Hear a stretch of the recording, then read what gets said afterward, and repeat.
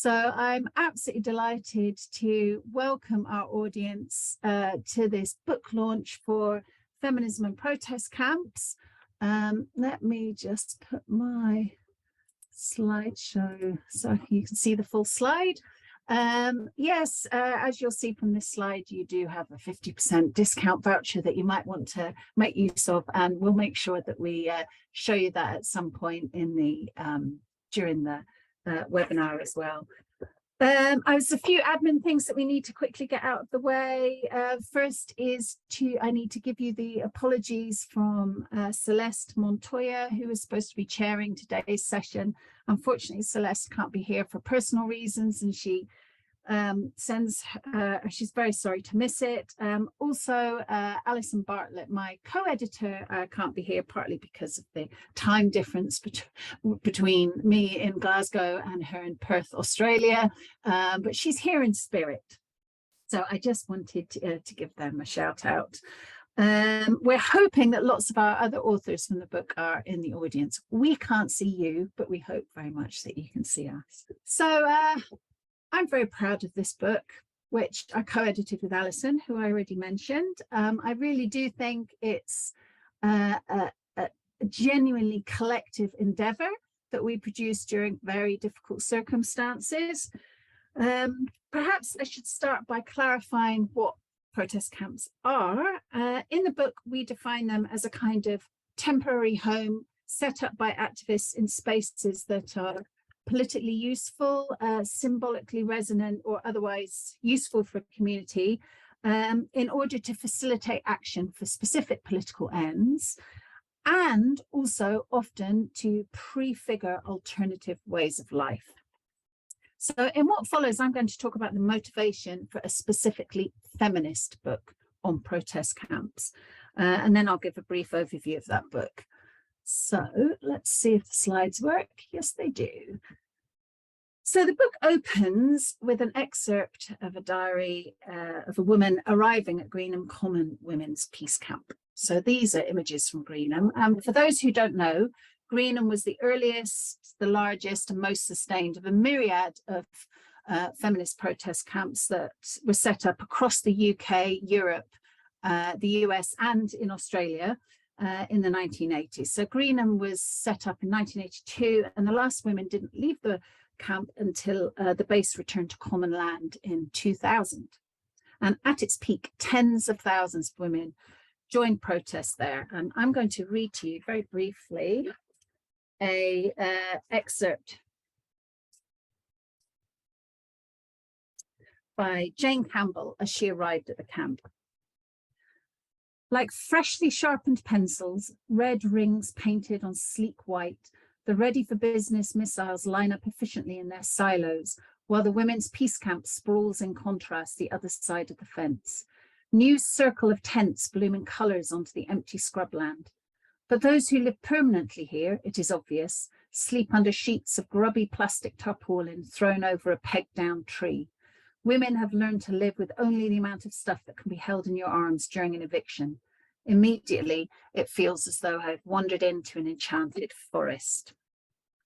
So I start with that excerpt partly because I think it's a very vivid evocation of the Greenham experience for many people, and also conveyed by some of those images there. But also partly because it helps situate my personal interest in camps, which, as some in this audience already know, is rooted in my childhood visits to Greenham with my dear mum. So that childhood experience of such a strange, uncomfortable, but also really exciting political space has clearly stayed with me at a very visceral level, and it's fed into a growing feminist curiosity about camps and about the camps that I've encountered then as an adult. Particularly those near where I live in Scotland, namely Faslane Peace Camp, which was set up just after Greenham to protest nuclear submarines housed on the Clyde, and which is still going today, and Occupy Glasgow, which flared into brief and conflictual life when the worldwide Occupy movement of 2011 touched down in Scotland. So it was striking to me as a sympathetic citizen visiting these camps, how they had a very different relationship to feminism and were drastically different experiences for the women campers within them. So I started a very small research project in around 2014, trying to think about why that might be the case. And I found that actually there was quite a surprising silence in this regard, an academic silence. So there is some really vibrant feminist scholarship on the Cold War women's peace camps, like Greenham, particularly those books by Sasha Rosenil that I have on the slide. And in parallel, there is a flourishing sociology and politics literature on the so-called global wave of activism from 2011, which includes Occupy and other movements. And that's also a terrific literature, really very formative for this volume, but the feminist voices rarely feature within it. And so I became increasingly convinced that we needed to bring these two literatures together and that there was much more that feminists could be saying collectively about camps as a social movement tactic and as a political space. So slides are, protest camps, are particularly fascinating from a feminist perspective, partly because, in my view, it's because they bring domestic life visibly into political protest, as I try to convey in these images. They're an attempt to create a different kind of living together in public space, which is particularly interesting in terms of feminist analysis of how the public and the private relate together. Connectedly, protest camps have been sites of persistent gendered inequalities and even violence.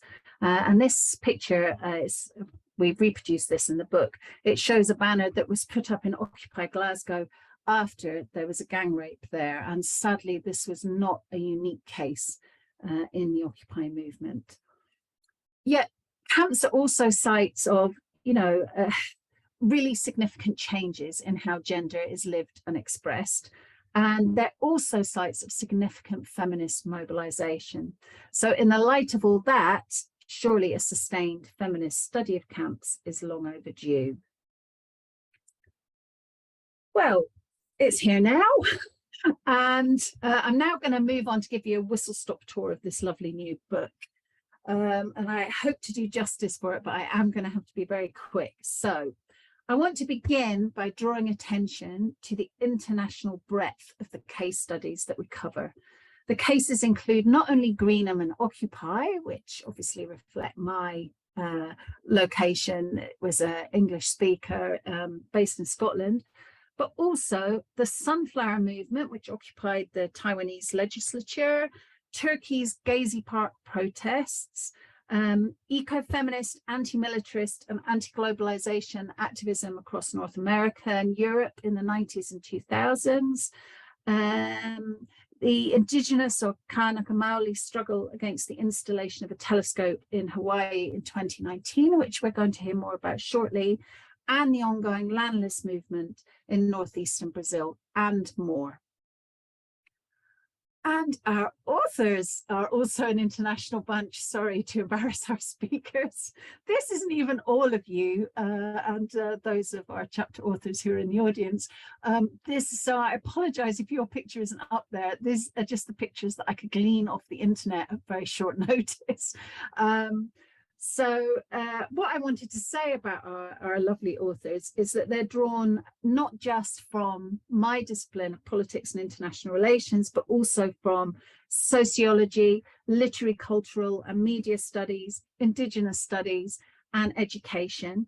And these authors have a real diversity of approach as well. Some write from the perspective of really deep personal involvement in particular camps.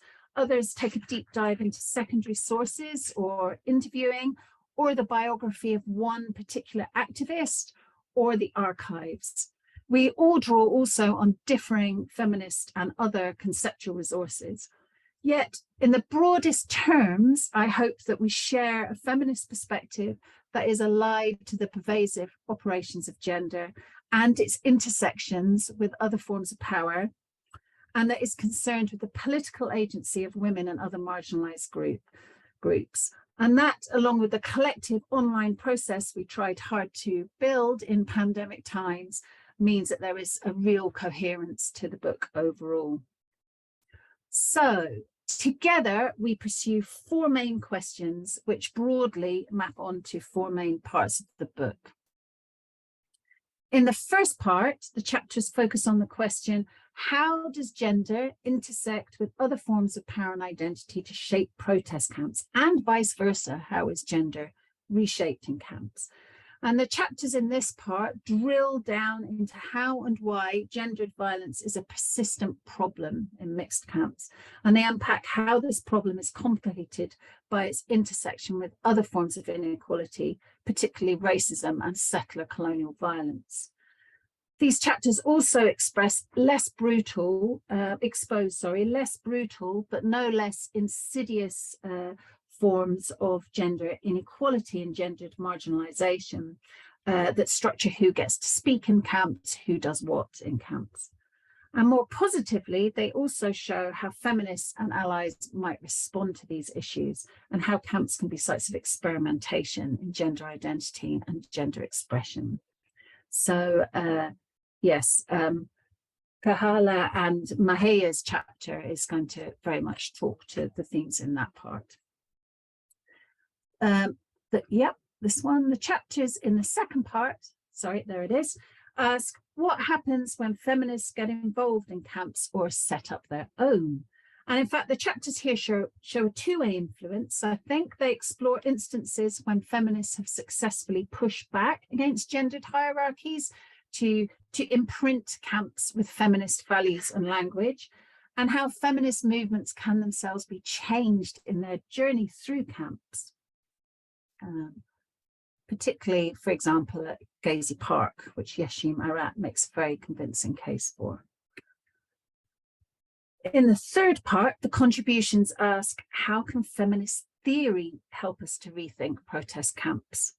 And here the chapters, including mine, draw on diverse Marxist, Black, Afro-Brazilian feminist literature to point to how the potential of camps can only be fully realized if we center the body, relations of care, and the role of marginalized political subjects, and also if we confront the serious structural limitations of the camp form within profoundly unequal societies. And finally, the fourth part of the book asks, what are the legacies of protest camp involvement for contemporary feminism? And Niamh's chapter fits here, so she's going to be talking to that side of things. Oh, sorry, Anastasia is going to be talking, her chapters in part 3. So part four, the chapters point to some odd silences or simplifications in the stories that we tell about feminism. So past involvement in women-only camps is often misrepresented, really, as just one thing, and a somewhat embarrassing thing at that, or it may be entirely erased because it disrupts neatly packaged histories of feminism.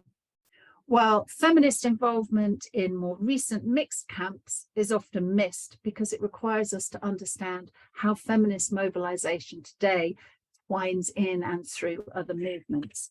So these chapters all argue for deeper feminist engagement with the archival traces of camps to help tell a more radical and more complex story of feminism.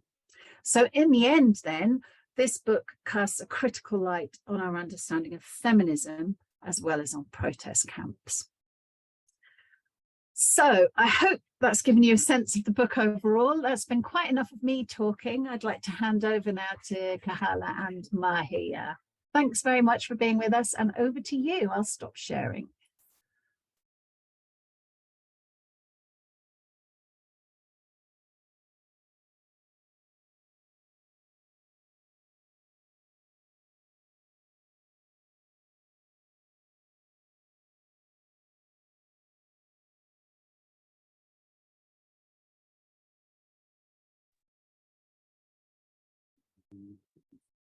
All right, we're just setting up. Okay.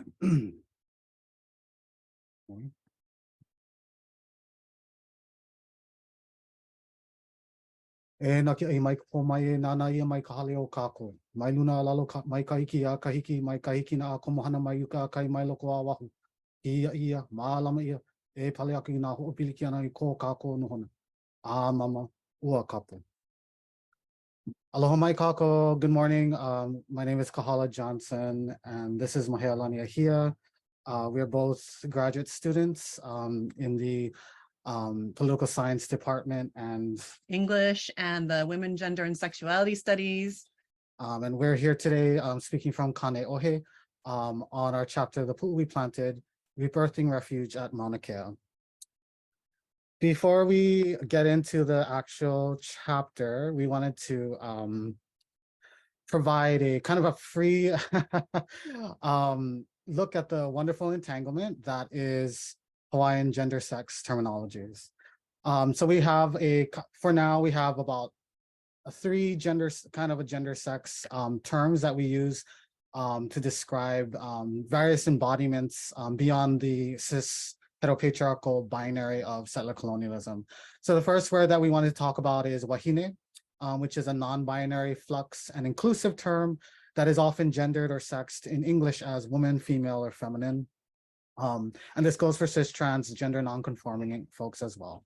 Wahine comes from the walls of the traditional house and represent horizontality, the horizon, the land stretching outwards.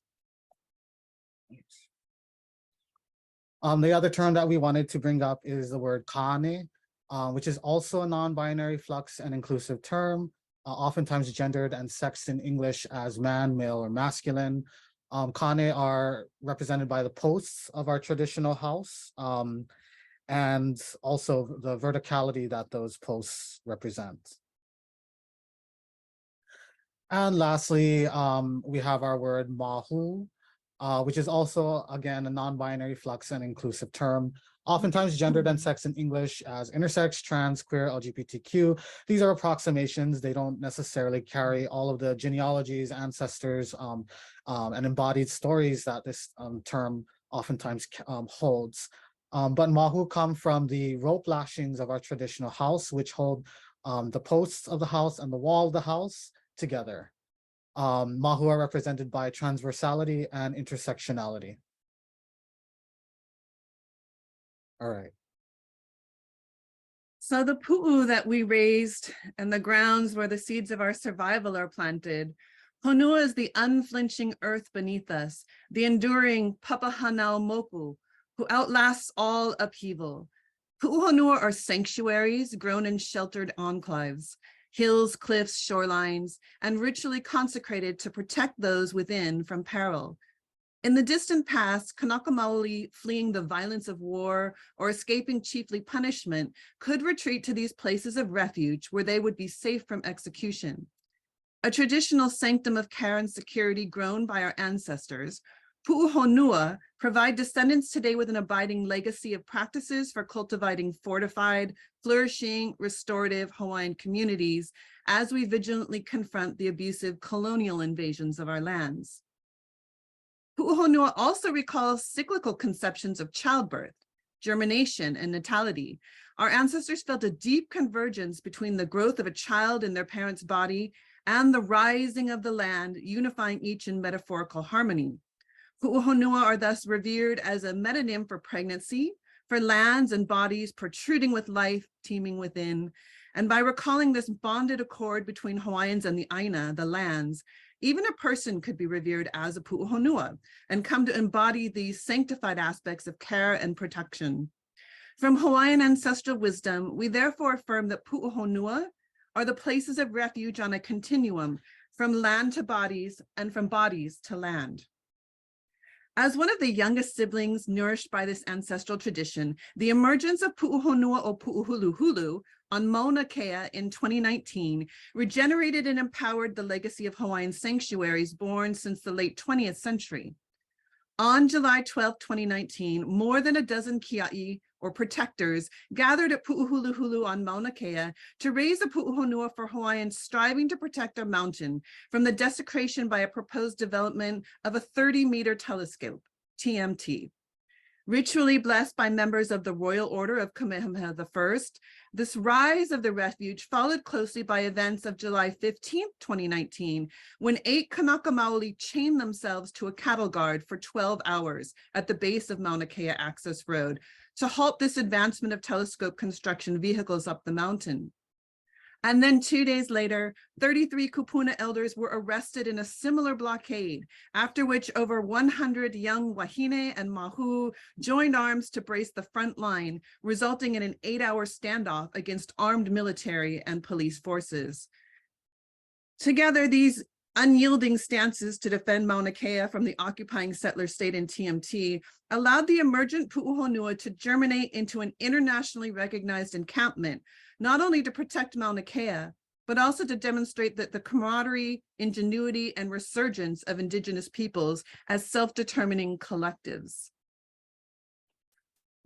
For over 8 months, Mahea, Alani, and I lived at Pu'uhonua o Pu'uhuluhulu to defend our mountain and our people from the violence of settler patriarchy.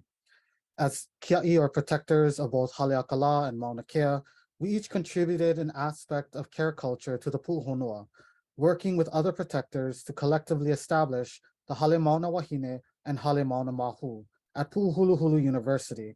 These were spaces to empower Wahine and Mahu through an unapologetic defiance against cis-heteropatriarchy in camp.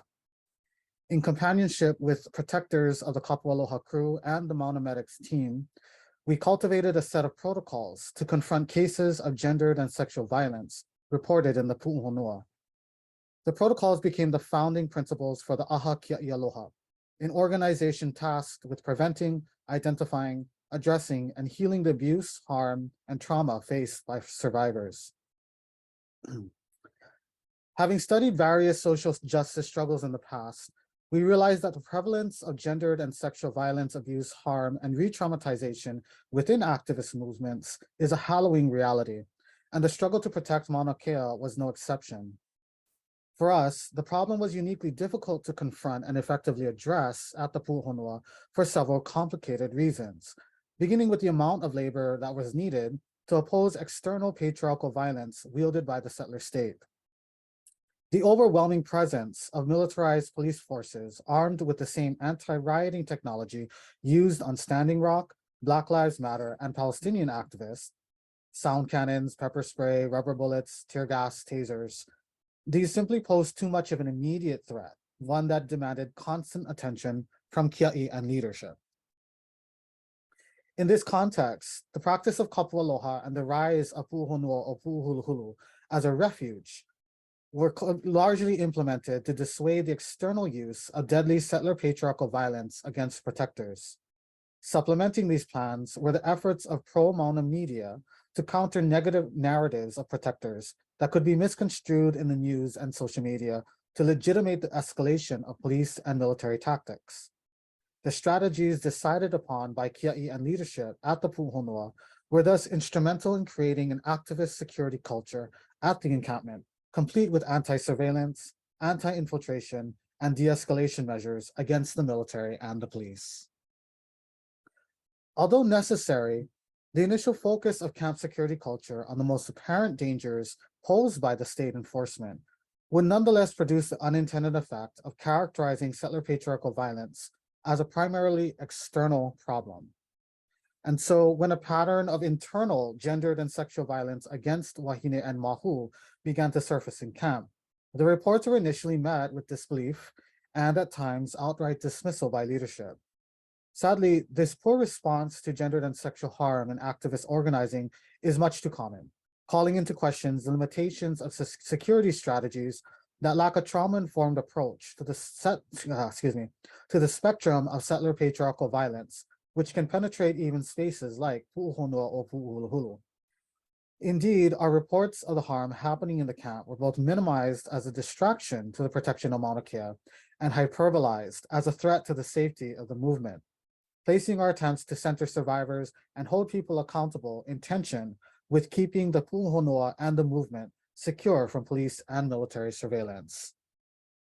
And unfortunately, this is what we've come to call activist insecurity culture, which is a gendered and sexual violence that happens in liberation movements, and one that has a long and traumatic genealogy and a cyclical pattern of harm.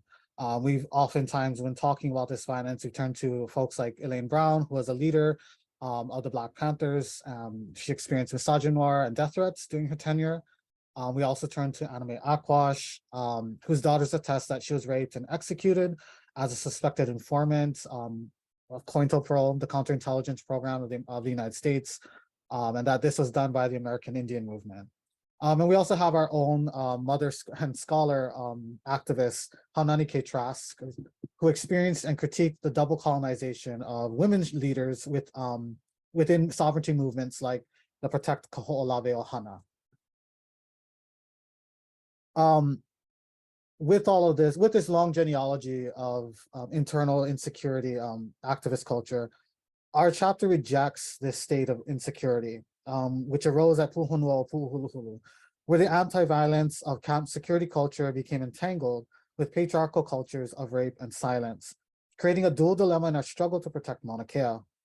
Consequently, we are issuing a double refusal against both colonialism and patriarchy in order to break the silence of this insecurity, chronicling our experiences in the Halemauna Wahine, the Halemauna Mahu, and the Aha Kia'i Aloha.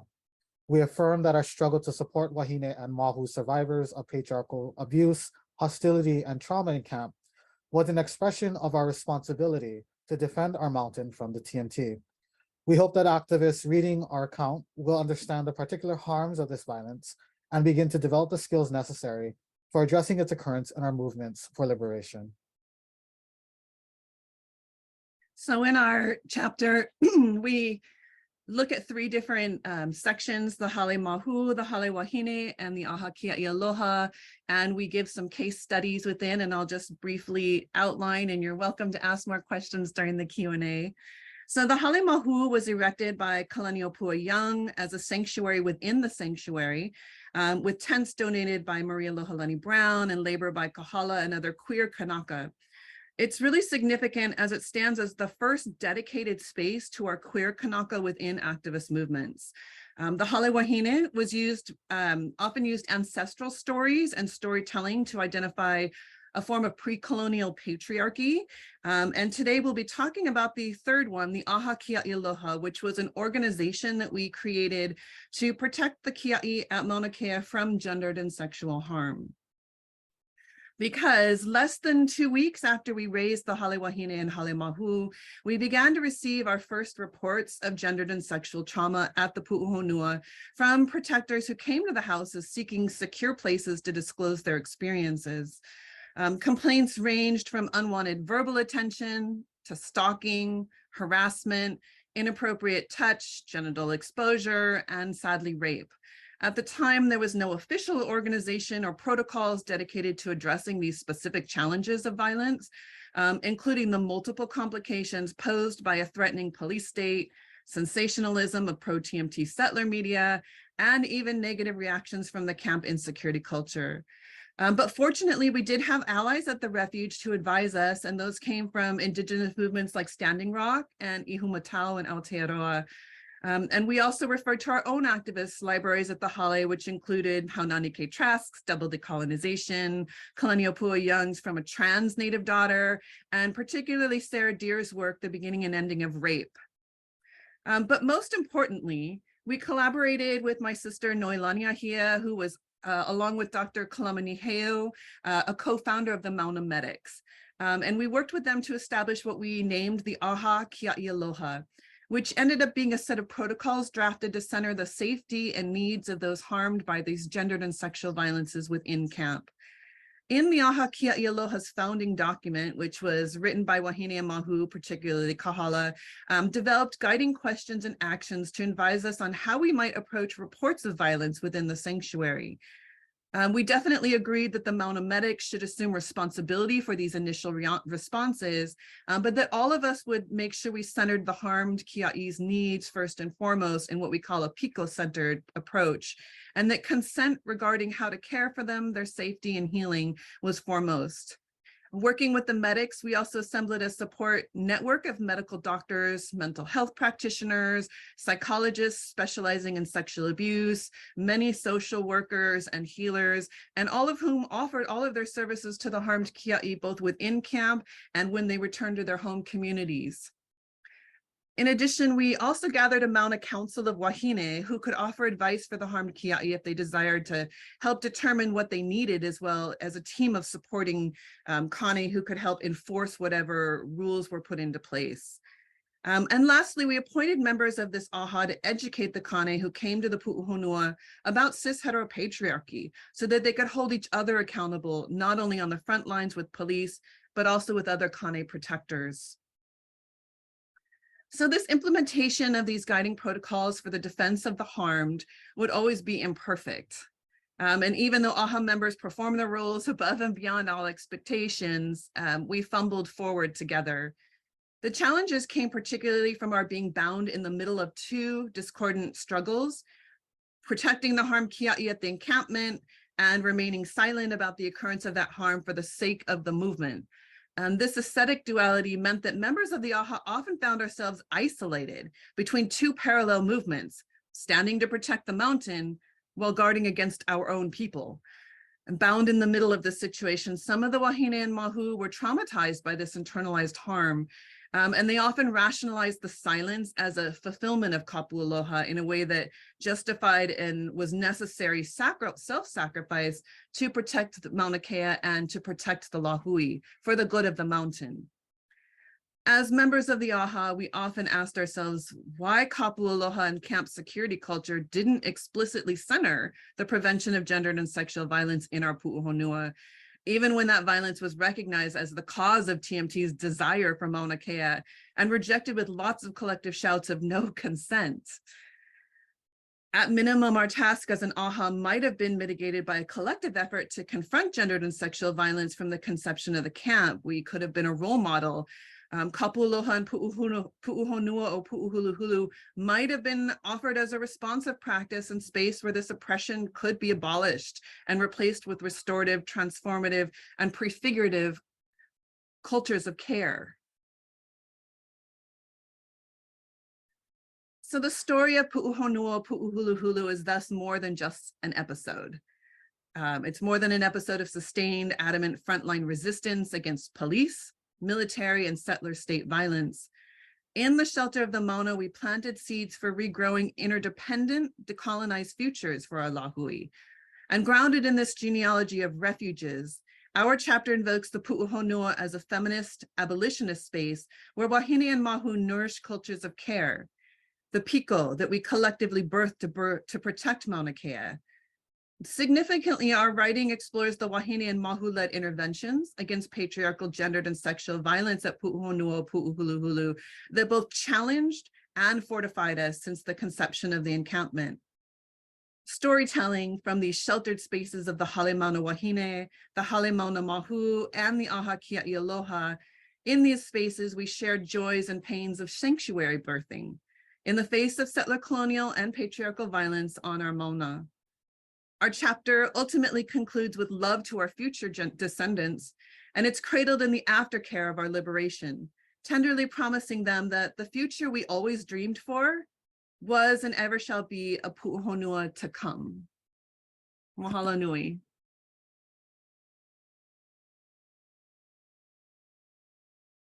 That's fantastic. Thank you so much. I learned something, I get something new for every time I either read your chapter or hear you speak about it. Thank you. Really appreciate such a rich and powerful account. Right, let's pass over to Anastasia. Hello, let me share my screen.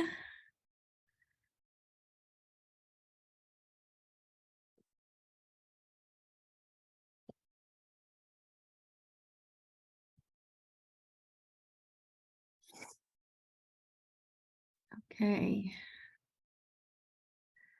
Okay, so I hope you can all see this. Many thanks to Catherine and Alison for inviting me to speak at the book launch and for their amazing editing of this collection, which is extremely rich. But also I would like to thank the other contributors for, this was very much a collective process. We had a book symposium while we were writing our chapters, and they were in draft form. And it was such a supportive environment to present to the other contributors and to get their ideas and feedback. So I felt that this was very rewarding as a process, and it also allowed me and helped me to write about something that I don't normally write about. This is my first foray, my first attempt in writing mostly about political theory. I'm a reader in media and politics, and so I write mostly about media because I'm in a media department. But with this chapter, what I wanted to reflect on was the insights that feminist democratic theory and a feminist approach can offer in understanding democracy, and particularly in thinking democracy beyond the classical liberal representative model that a lot of the movements that we looked at in the protest camps were trying to challenge. So I looked at theories of care, the commons, some theories by, for instance, Carol Pateman and her analysis of gender and democracy to understand what was happening in the protest camps. And this is drawing on extensive fieldwork that I did in the so-called movements of the squares that include in-depth interviews with activists from Occupy Wall Street, Occupy London, in Seattle, in Boston, in Sacramento, as well as the indignant movement in Athens in 2011. And the latest one was the Nuit Debout movement in Paris in 2016. And you can see a photograph here from that movement. So I use some of these the interviews and quotes in my chapter, but my focus is much more on theory and sort of like theoretical development there. And I would also like to say that my chapter connects very well with Catherine's chapter in that part of the book. Catherine talks about social reproduction, and I think I pick up the thread from there to sort of understand what that means for how we understand democracy. The first thing I would like to say is that the democracy in protest camps, I think, should be understood in much broader terms than we tend to focus and analyze it. Most of the analysis focuses on decision-making processes and deliberation. It focuses at what was happening in the General Assemblies, the way in which people were discussing and taking decisions. I think that this is extremely central when it comes to understanding democracy, but inspired by particularly one interview from Nuit Debout, I would like to think of democracy in broader terms, and I call this project democracy. So my interviewee, when he was trying to describe what was happening in the square, told me, I really believe that democracy by project could work. Like someone has an idea, makes a proposition, and people vote for it, and they agree, and they want to help him, and then he does it. So he's owning the project. And I think that society can work with this type of democracy. It's completely reshaping the Greek democracy, reinventing it. So I think that this is something that emerged again and again from in my interviews, where we would see people saying, well, the square was a space of encounter, it was a space of creativity, people could come with their own projects and then recruit like-minded others and develop their projects together. So in a way, it was a way in which the creative capacities of citizens could be developed. I think, in an ideal form as well. This is what was happening.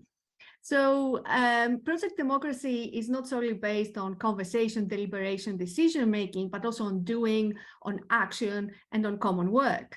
So on implementation, on prefiguration, on experimentation, and learning by doing, which I think is very important. And other theorists have also talked about that. Christina Flesch's Fominaya book on the 15M movement, for example, talks about these movements as labs of democracy, where experimentation is important.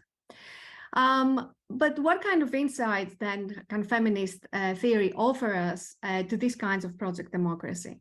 First of all, what I would like to say is that a lot of the projects that people undertook had to do with projects we could term projects of social reproduction, of caring for the civic body, cooking, cleaning, keeping the safety in the camp, sustaining that kind of infrastructure.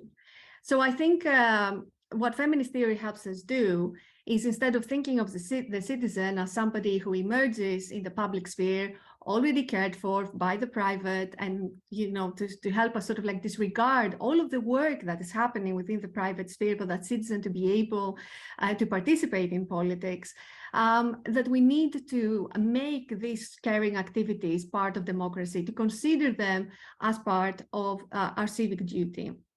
So caring for the civic body through cleaning, through cooking, through taking care of people who participate in decision-making should be considered as a type of political participation. So we should consider social reproduction as political participation. But once we do that, we also see all of these power asymmetries that exist around who does this kind of labor. And a lot of these chapters in this book, as Catherine also mentioned, talk about this kind of like power inequalities. But not only who does this work, but also how it is regarded. It is part of the infrastructure that sort of like we see it in the background, and that we don't pay attention to them, that sort of like labor becomes erased. So these activities should be not only equally distributed, and not only, but also acknowledged and celebrated as part of democracy. So that's the first key insight.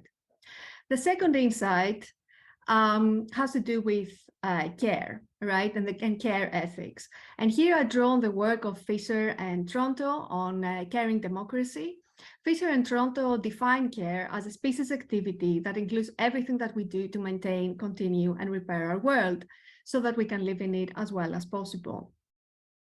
And care ethics are based on two main characteristics. The first is dependency, that we are all vulnerable, so we are all dependent on each other in order to survive. But dependency also points to some kinds of sort of power asymmetries. So when I talk about dependency in the context of democracy, I prefer to talk about interdependence, that we are all dependent on each other in order to survive. And the second key issue is vulnerability when it comes to care ethics, that we're all vulnerable. That vulnerability is not a weakness, and it is not something to be ashamed of, but something that needs to be foregrounded. And that vulnerability should be the basis of our political solidarity. And here I have a picture of the 99% blog, where people could upload why they were part of the 99%, why they were part of Occupy. And you see here it's sort of like a lot of grievances, but that are related to personal stories of vulnerability, of how the system in the United States was making people vulnerable. So vulnerability is something that we all share together, and it's what underpins our political solidarity with each other. So I think it was very interesting to see then how care ethics are informing what was happening in the assemblies, what was happening in the General Assemblies in terms of deliberation, and how we can think of the assemblies not only as a space for rational decision-making, and I think there's a lot of feminists who have talked about that, but also as therapeutic spaces that was really something that emerged in my interviews, where people could share those kinds of personal stories of vulnerability and would be cared for by others. And one key aspect of that caring had to do with listening. I think that within democratic theory, we place a lot of emphasis on talking, on who has voice, who can speak. But listening is something that often tends to be disregarded. Listening is a key skill. It is an active skill. And it is something that people would do through different gestures, through paying attention to people and taking care of them, particularly when they would have a breakdown in the middle of an assembly. And there were specific aspects here, like taking care of people's emotions. So they would have the so-called temperature checkers who would go around and see how people were feeling, whether they were tired, whether they were bored, in order to sort of like ensure that everyone was on board with things. But of course, this was the early days of the occupations, where people were were much more caring and much more patient towards each other. Soon conflicts started to arise because people were getting tired, because there was police repression, but also factionalism and conflicts with each other started to emerge. And what a lot of my the activists that I interviewed actually talked about is how they need to develop as individuals.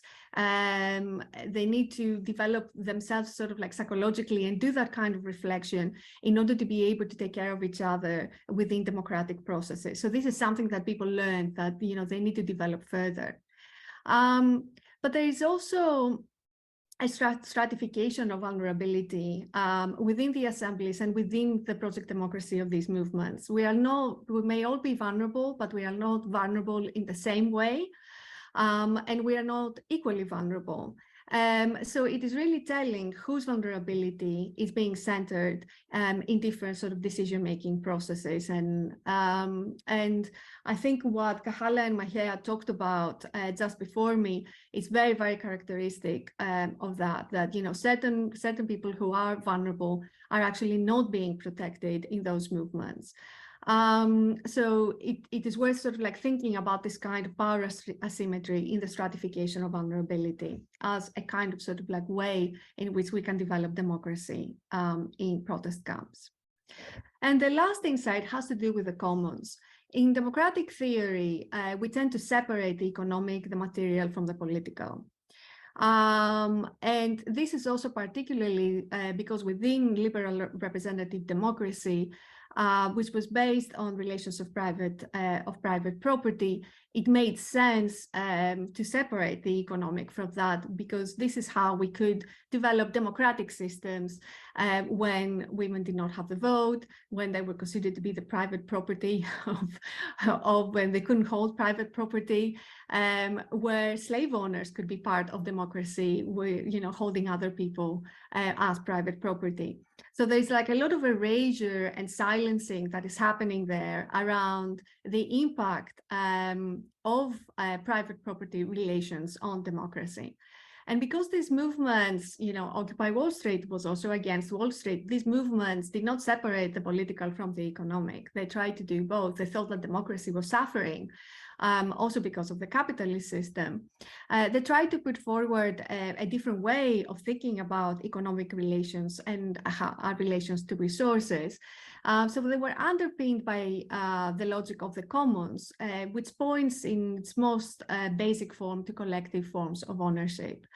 In more recent years, research and scholarship on the commons have started talking about commoning as a framework of social relations where people together constantly create and reproduce the commons. So we can consider the project democracy there to be underpinned by this kind of logic, instead of thinking of the individual, as in most democratic theory, as a person, normally a man who holds private property, pursuing his individual's private property interest in the public sphere. We think of the citizen as somebody who is immersed in relationships of care and interdependence. So the notion of interdependence that is so important in care also underpins the notion of the commons. So here the commons should be thought as both a precondition for participating in politics, because we all need to have an equal share in resources and in commoning in order to have equality within the decision-making process and within democracy. But we can also consider it as a product of project democracy, in the sense that it is through these processes that we can produce the commons. So these are some of the key insights that I think feminist democratic theory can help us. And a lot of it is sort of like in the ideal or normative form. So I think it helps us ask certain questions when we are not analyzing the democracy in protest camps, and perhaps provide us with a new set of normative criteria around democracy. So does it center people's vulnerability and dependence? Do they take care of their citizens' physical and emotional needs? Do they accord an equal place to different types and different people's vulnerabilities? Do they organize caring activities in a democratic manner? Do they consider these caring activities to be part of the citizens' democratic duty? Do they accord to them the same value and visibility as other kinds of activities? Do they assume that citizens are interdependent and thus should be involved in processes of communal sharing of resources? And do they attempt to counter the power asymmetries that are generated by private property relations? So I hope I gave you a little bit of an idea of what I tried to do in this chapter. Many thanks and looking forward to your questions. Thank you very much, Anastasia. That was a really detailed account that I think gives a really good flavor of the kinds of questions and themes that you raise in your chapter. And as you point out, it does speak very strongly to my own work and my own preoccupations in my chapter in the book. So perhaps we can come back to that later. Niamh, so Niamh's chapter is in the final part of the book, which is on the legacies of protest camps. Over to you, Niamh.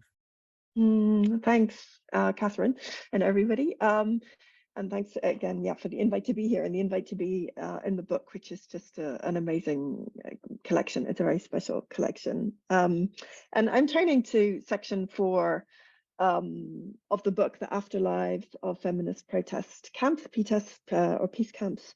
And I think collectively, the 4 chapters in this section make a really powerful case for why we need to think a lot more about the afterlives of camps. And in a way, I don't know if it's a surprise to readers, just how much of the book is taken up with that kind of question. And I will share some slides as well at this stage.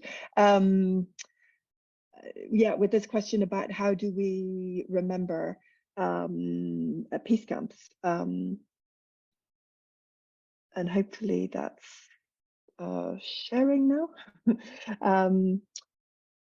Because it's as Catherine said in the kind of definition of peace camps, protest camps to start with, camps are often and usually temporary, even if some persist in a way a lot longer than initially imagined. But beyond the physical location of camps, memories, stories, and archives are sites where camps and camp imaginaries might persist. And so partly I think this section of the book is making this a kind of argument, really, that we might think about the stories, memories, and archives and other kind of cultural artifacts that come out of camps as crucial part of camp infrastructures. And so we might want to, spend a bit of time thinking about that, about learning what we can learn from camps, and why this is important. And there's many reasons why it's important, but I think one of the crucial reasons why paying attention to these kinds of infrastructures of remembering is important is because actually forgetting peace camps isn't an accident, right? So there's a nice quote from the book, The Feminist Memoir Project, by Du Plessis and Smissow, where they make the point that really amnesia about political movements is not only a kind of innocent effect of general forgetfulness, but it's socially produced, right? So what we remember and what we forget is not accidental, but social.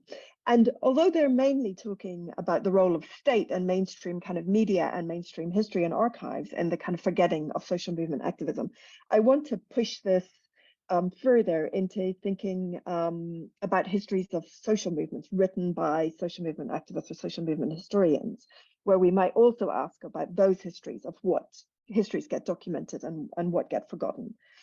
And of course, if we want to think in terms of questions of gender and the way that camp spaces are gendered, we might also want to think about how memories of camps are also gendered in terms of, whose stories get told and not. And in my own chapter, I'm particularly interested in feminism and extending this argument to make the point that feminists are also implicated in the kind of the non-innocent failure of transmission of some stories of feminism. So feminists also in histories of feminism have produced some memories and not others, some archives and not others. And so really my chapter was kind of motivated by this question of what would contemporary feminism look like if it was recast through a history of feminist peace camps and protest camps and the kinds of stories that are in this book. But briefly,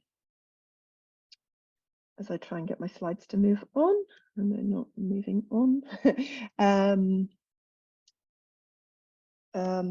Briefly to say something about the specific camp that my chapter focuses on. So It kicked off in the summer of 1993, so it's now 30 years ago this summer.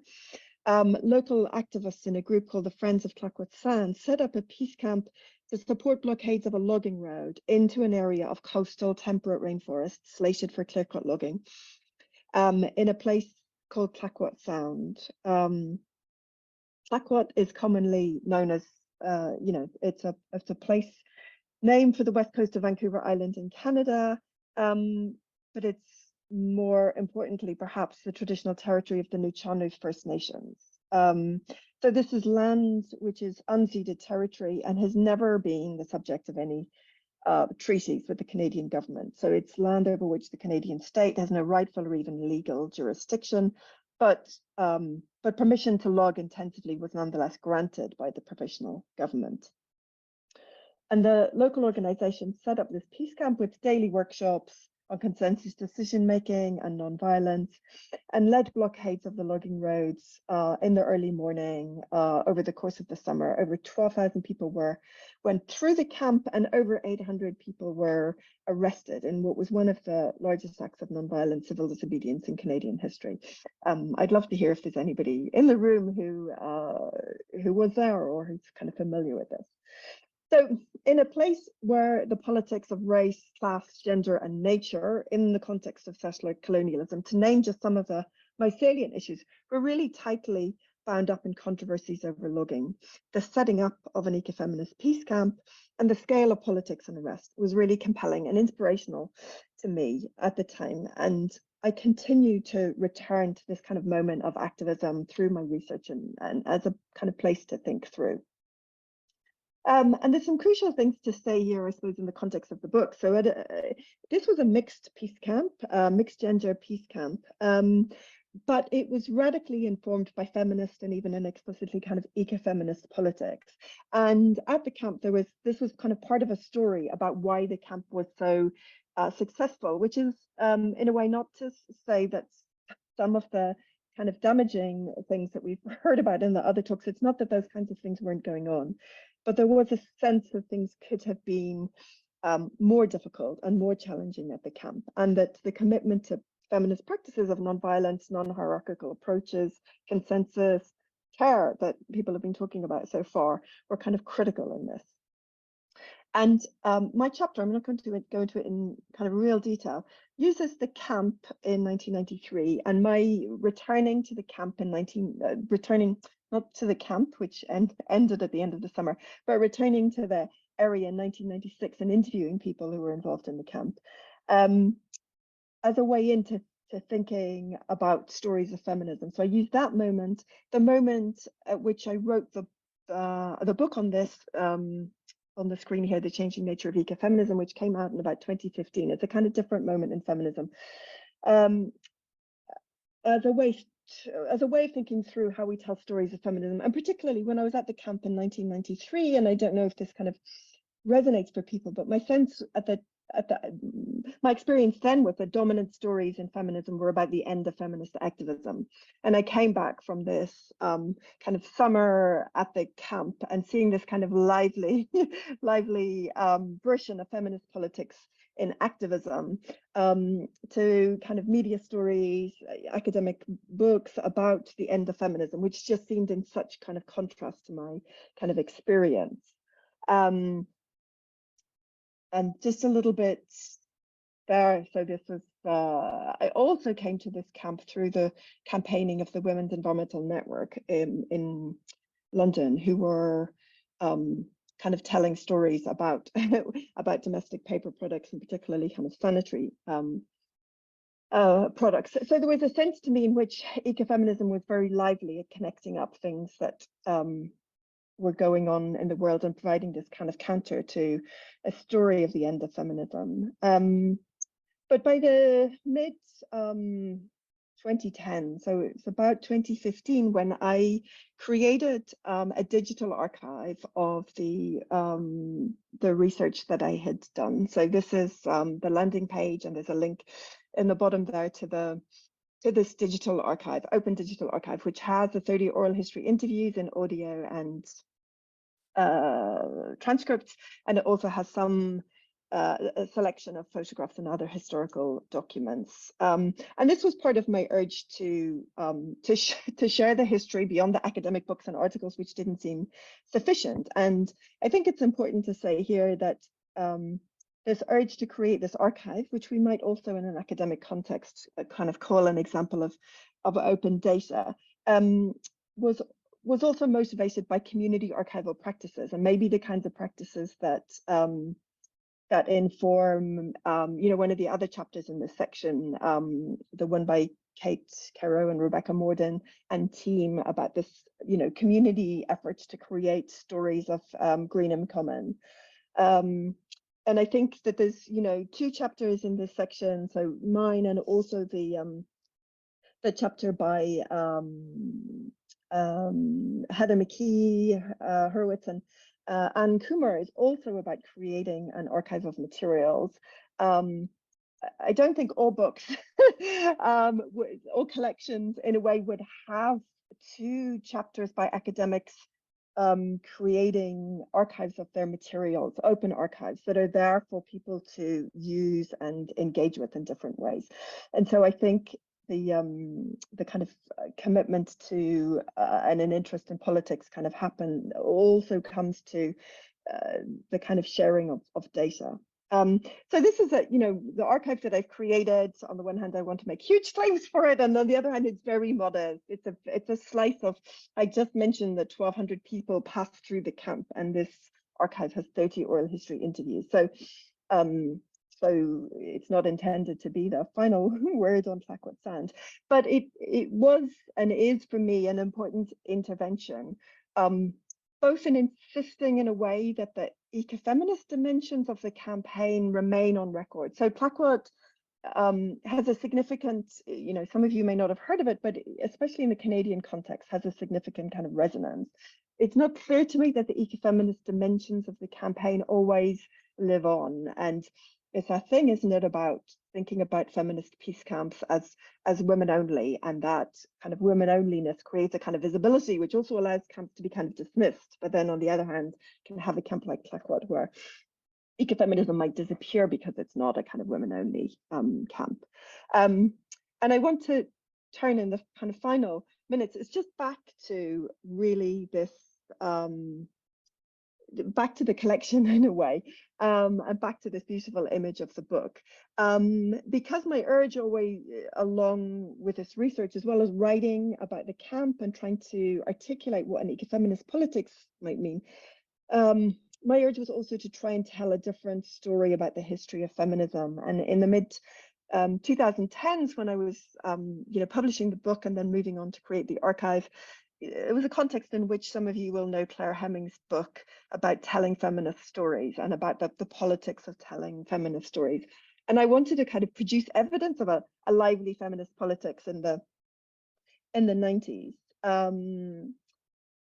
but also then to use that as a point about why this book is so important, why this, particularly the fact that it's a collection of chapters about different peace camps is just so exciting. Like, it's the book that I wanted to hold in my hands when I was doing that PhD research originally, and I did have the text that Kate showed at the beginning. The 2 books by Sasha Roseneal on Greenham were kind of crucial to me. But this kind of power of the collection and of bringing these camps into conversation is really important. So many chapters, like my own, focus necessarily on a single camp. But I think there's something kind of critical about bringing these stories together right now. And at some point, and I'm sure Catherine and Alison were thinking about this when they were bringing the book together as well, there's a kind of question about why did this book not exist before?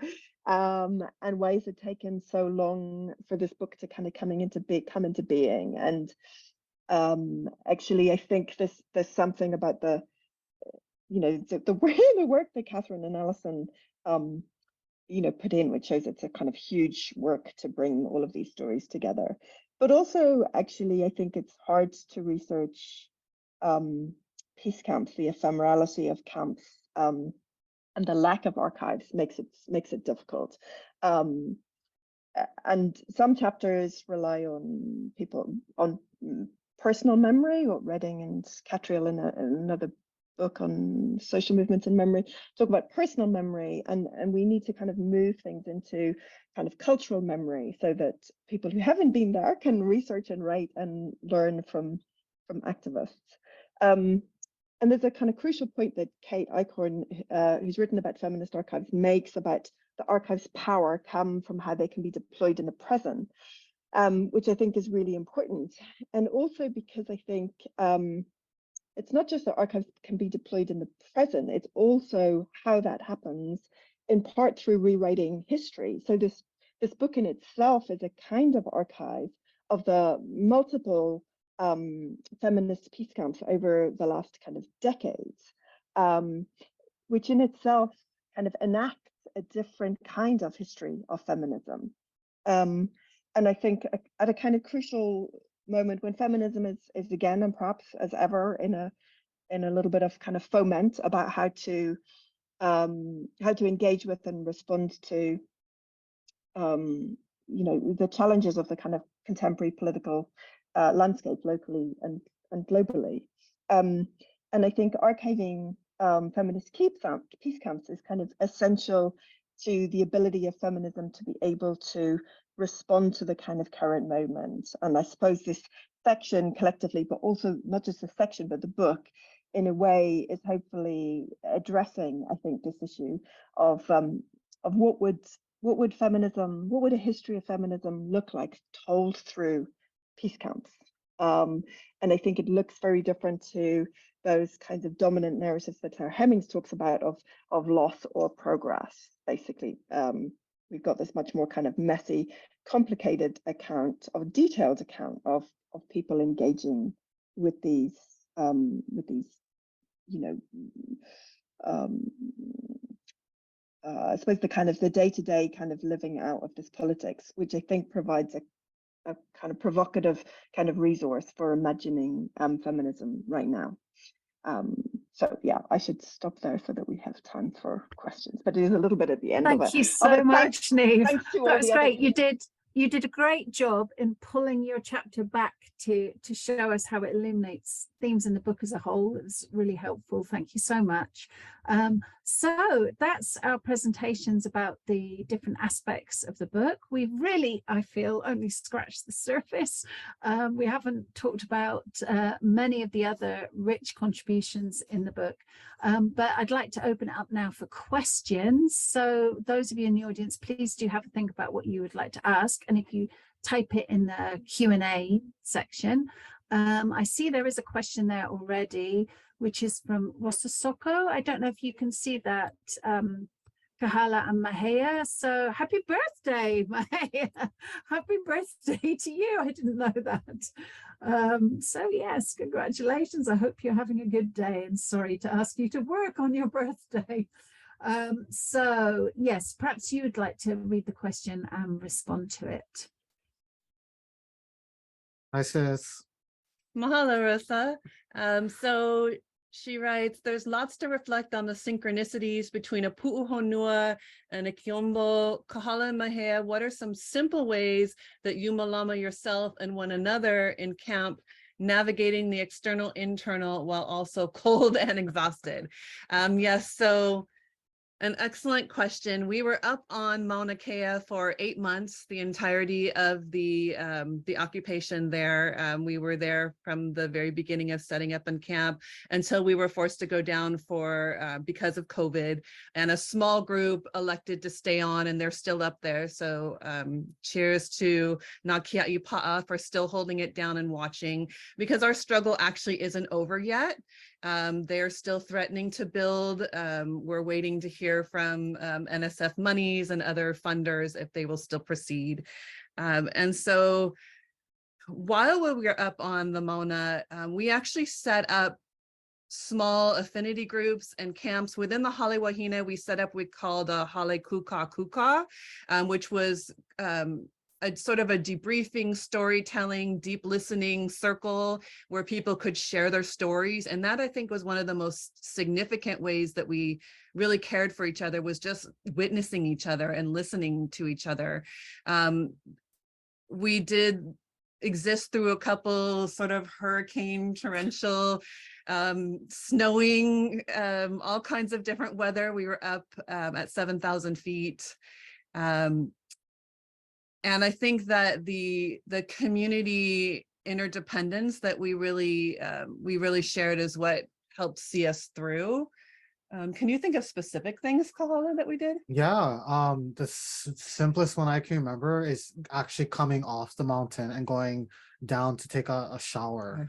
It wasn't even a hot shower, it was just shower, because there's no water. Running water at all up on the mountain. Yeah, so that was very refreshing. It was also very nice because we oftentimes would go with a group of people to go down to the beach and just take like collective showers and stuff. It was an interesting, like I individually I was like, I need to be clean, but at the same time it was like, but I also want like all my family, my chosen family from the mountain to come with me, right?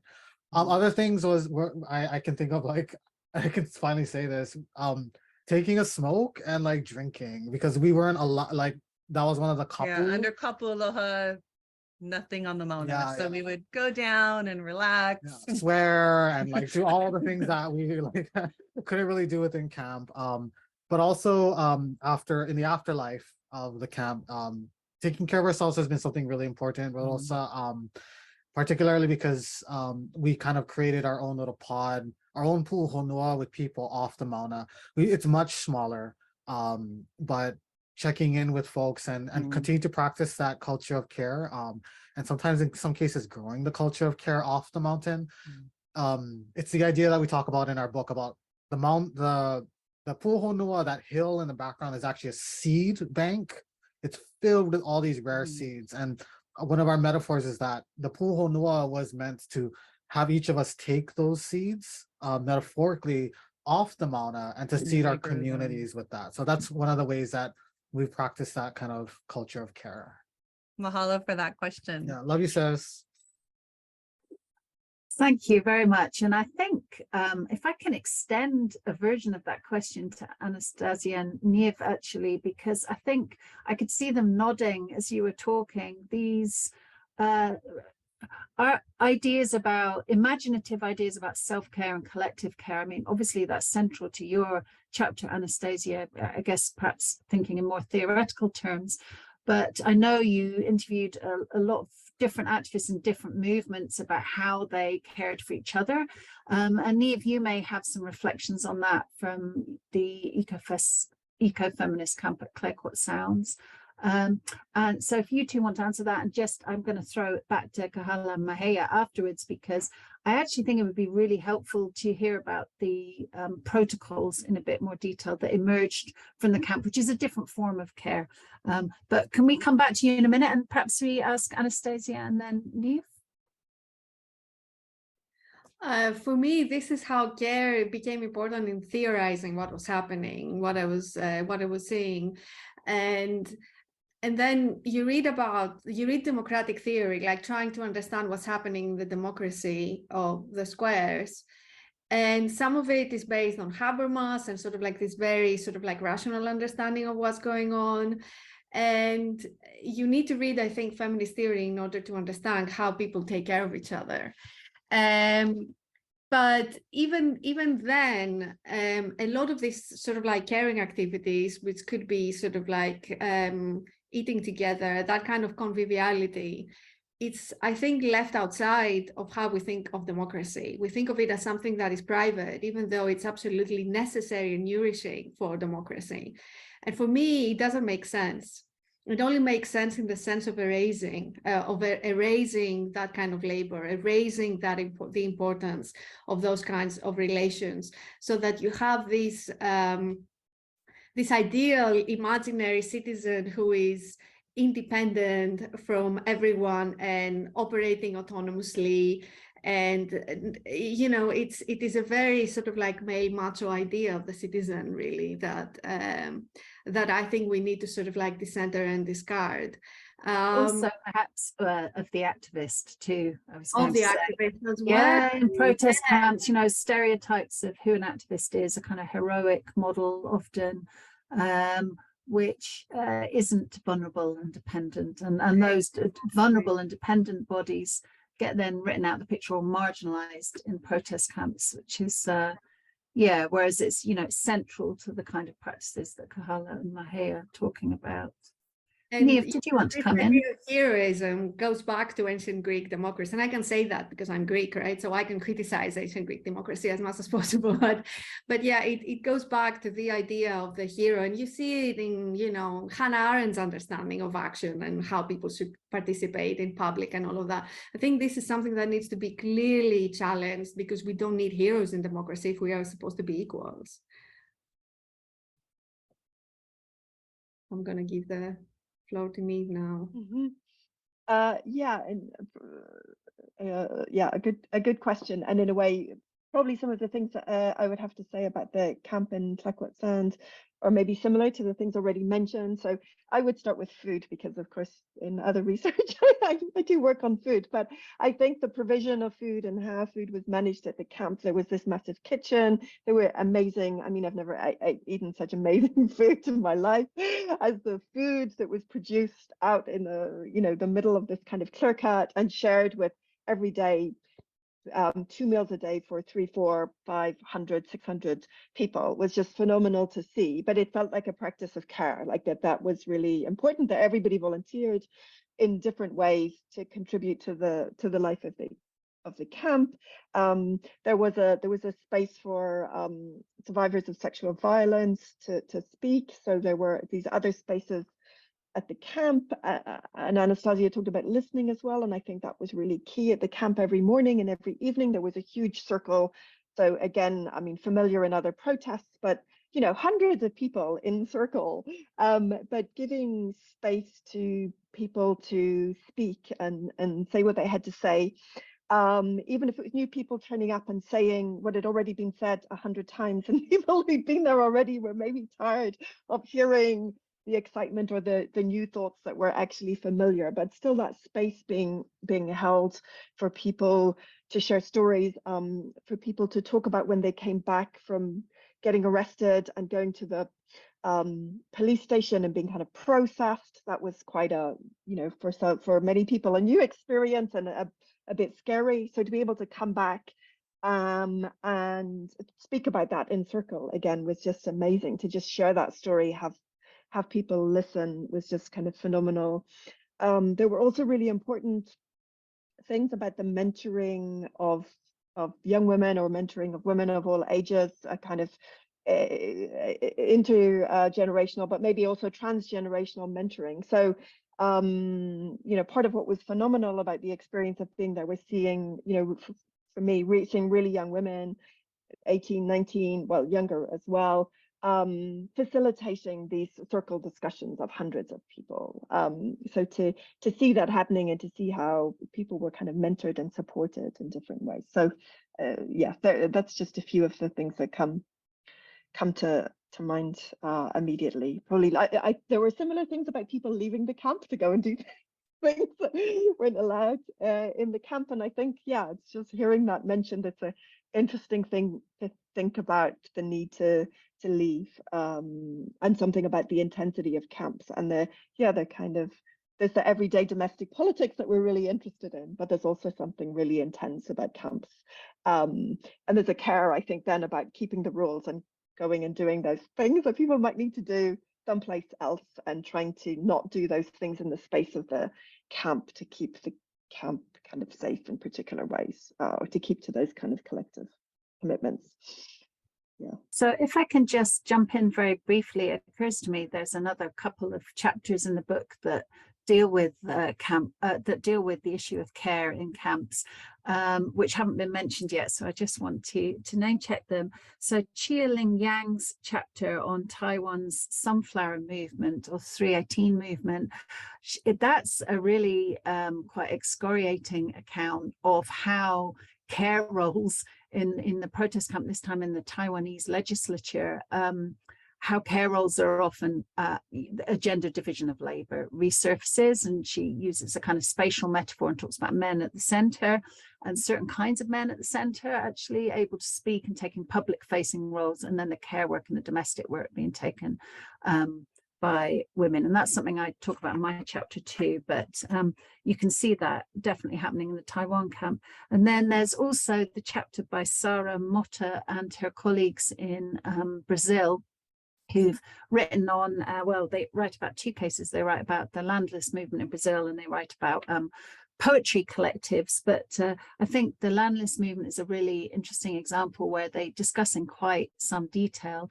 how women take what is still their primary responsibility for gender relations of care and domestic work, but have politicized it and tried to give it more value. So it's not necessarily about saying we don't want to do this work or other people should do this work, but it's about recognizing it's political, as you're saying, Anastasia, and giving it more value in their collective struggle. So Kahala Mahea, I wondered if you would like to have a bit of time to talk about the protocols briefly, because I think that is quite an important contribution of your chapter where you end up.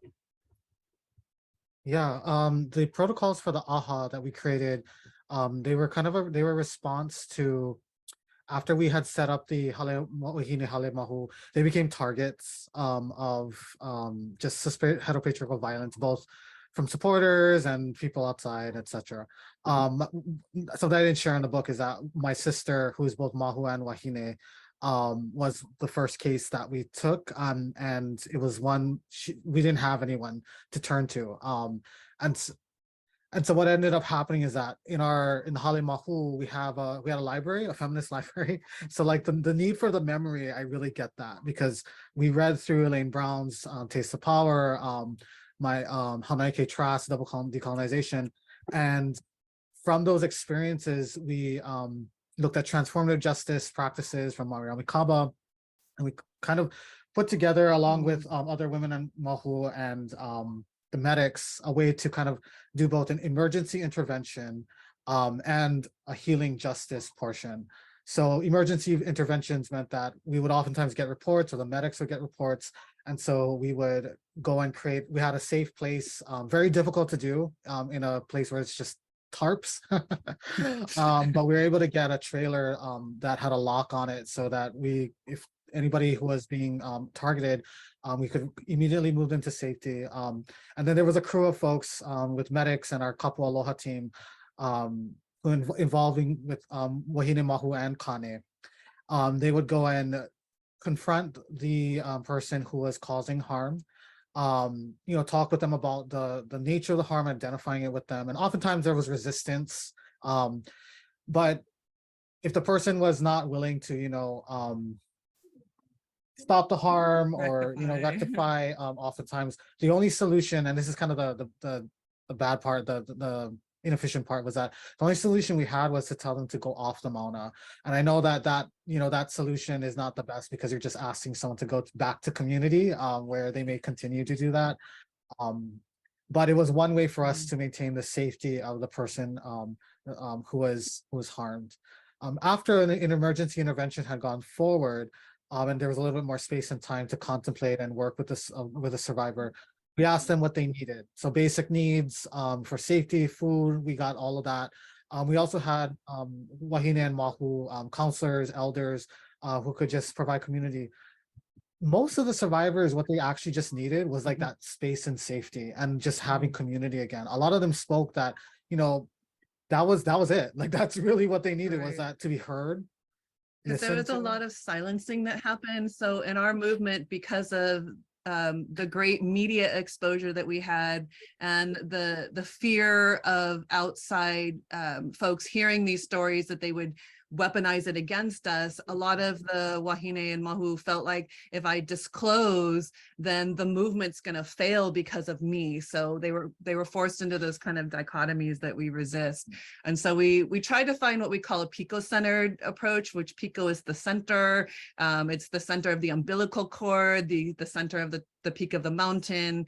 And so by putting them in the center and trying to find what we need, I liked a lot of the questions that Anastasia was asking. So we asked a lot of similar kinds of questions about what type of care that they needed and what they wanted when they left the Mauna, which was most important to us because as we know, it is an ephemeral space and it wasn't meant for us to be there long term.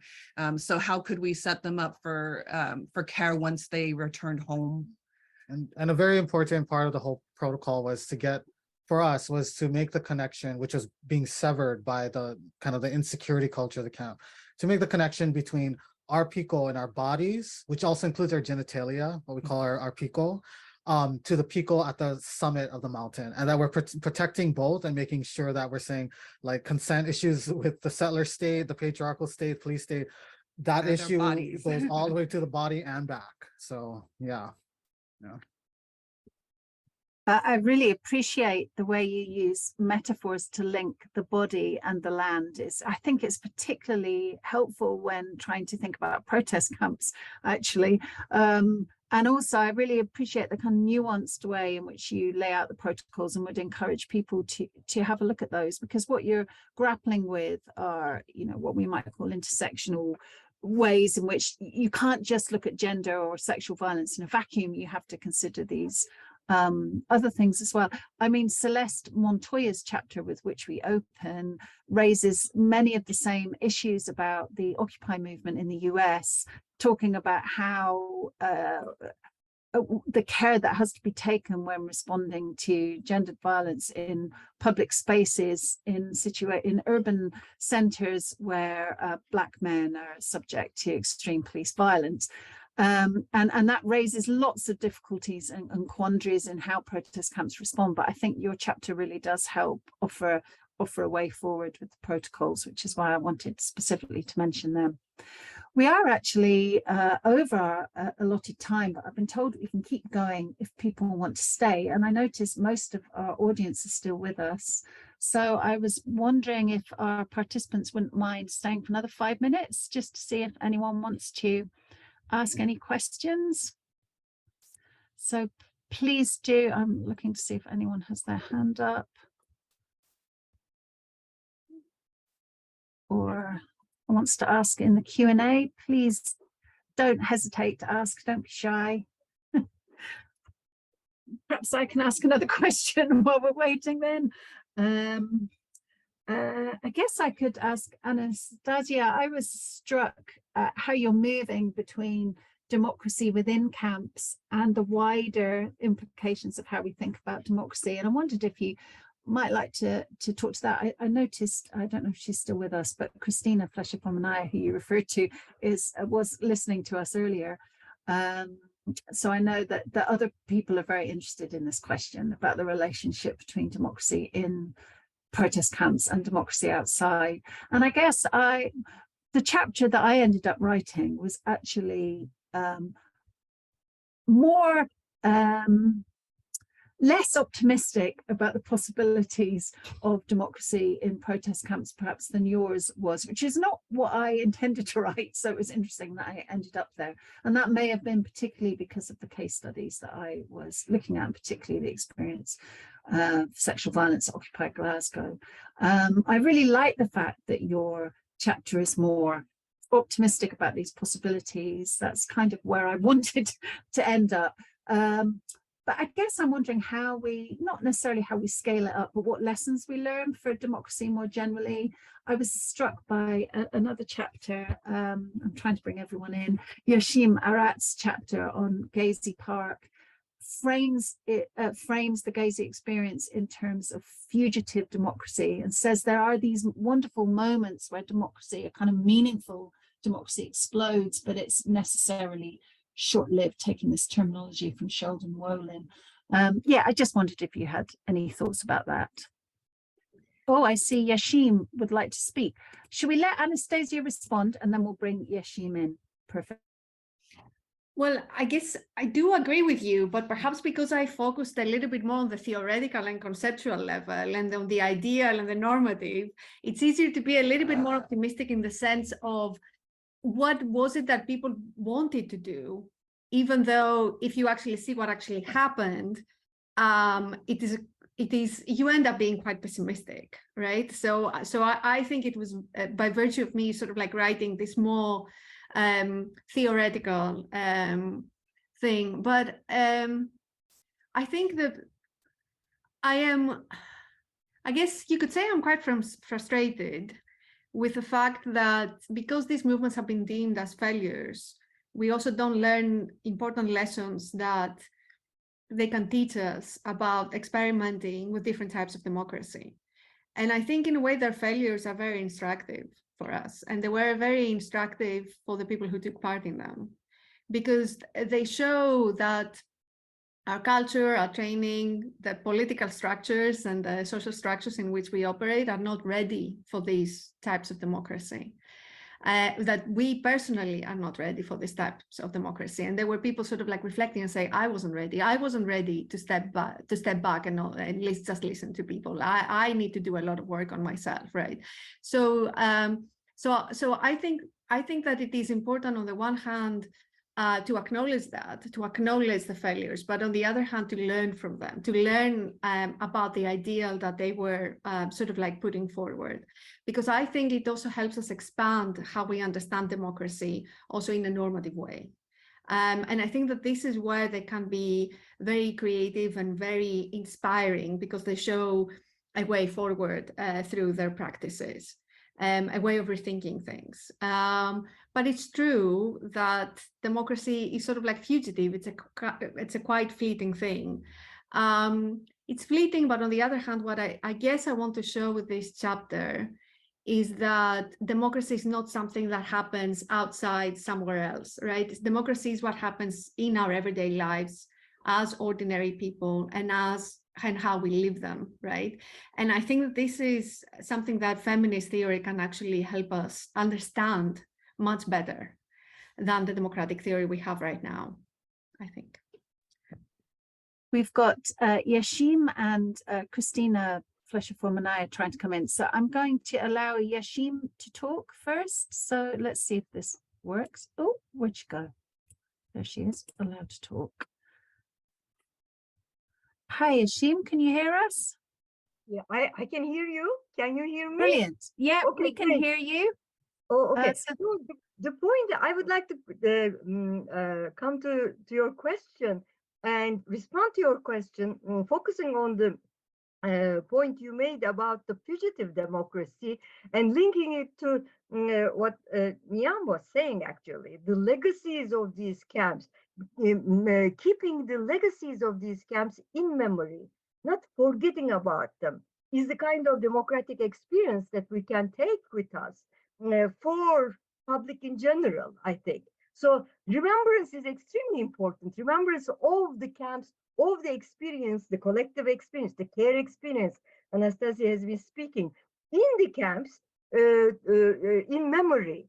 I mean, the legacy part, the memory part, not forgetting that the democratic moment is something that we can take with us to the public at large, I think, and that's how we could bring it. That's what I would like to say. And one more thing that came to my mind about the care issue that Kahala and Maha were talking about. I mean, there was again this inversion of care in the camp when in Gezi, when mothers came, mothers of the children or the young people who were in the camp came because the state, the governor asked the mothers to come and save their kids from violence and take care of their kids against this violence that was breeding in the camp. And mothers did come, but they came and singing songs to make it, and made a circle to protect the kids from police violence rather than the violence in the camp. So there was that inversion of violence through the type of care mothers who wanted to become part of that Gezi camp at that moment, with that encirclement of their kids from the police. So those care activities were could be transformed in the camp experience as well. Okay, thank you. Thank you so much, Yeşim, and it's great to have you join us. And your chapter on Gezi Park really is wonderfully evocative about also how feminist movement is transformed through involvement in protest camps. I think that comes across really vividly. I just want to read, for those who haven't spotted it, Christina Fleischer-Forminaya's point on in the Q&A section. So Christina talks about how she wrote her book on the 15M movement in Spain, contrasting Habermasian understandings of democracy focused on assemblies and deliberation with the embodied collective experience of organizing collective camp life. So one part is about practice and another about theoretically thinking through that. Sounds very resonant with the kind of work that Anastasia is doing in her chapter. So she's saying that might be of interest to people, and also that we might want to look at Amador Fernandez Sabata's writing in Spanish on this topic. And that gives me an opportunity to mention quickly Emma Gomez Nicolau, her chapter in the book on, which is partly on the 15M movement as well, and its limitations from a feminist perspective. And then out of that, partly in response to that, she charts the rise of what she calls, I can't remember the exact phrase now, but for women only, a feminist camp where women, who counts as a woman, is transfigured and opened up. So it's not really a return to women only camps, it's a different kind of women only camp that's open to trans and non-binary people as well, and reflects on how we have a community of care while also thinking about the boundaries and the political work that boundaries do. So that allows me to just get a mention. I haven't quite mentioned all the chapters. I think I'm missing 2 or 3, but I think I got in most of them, and I hope the ones that I've missed out will forgive me.